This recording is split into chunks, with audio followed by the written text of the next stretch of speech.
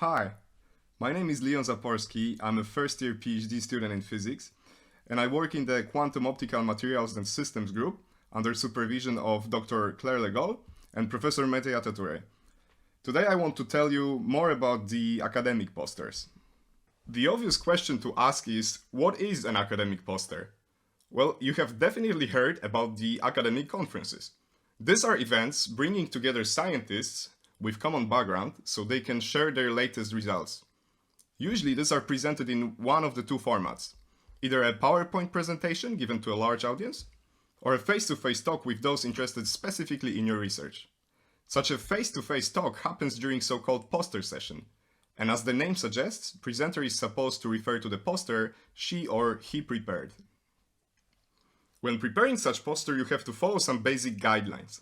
It needs to contain the title of your project and mention all the people involved in it. Then, of course, the content has to illustrate some key concepts and advances related to your work, preferably in a pictorial way.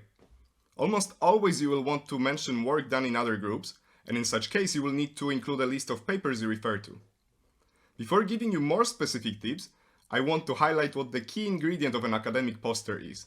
It is the narrative you build around it during your presentation. Bearing in mind that your narrative matters most, consecutive sections of the poster should closely follow it. It is up to you what is the starting point of your story, but it needs to be attractive also for those less familiar with your research topic. Ultimately, the goal of your poster presentation is to raise an interest in your research and to make people look forward to your next results. In my case, it is natural to start the story from talking about the end goal, a quantum memory.